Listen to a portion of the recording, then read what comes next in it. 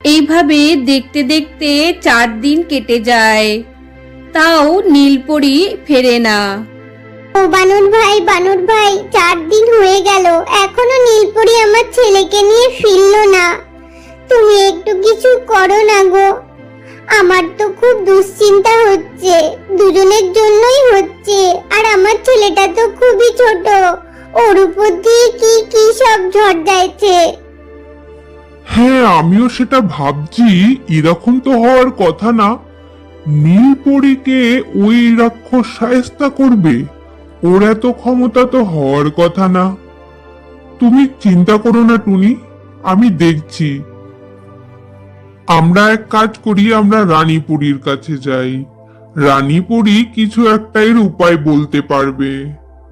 বানর তখন টুনিকে নিয়ে রানীপরীর কাছে যায়।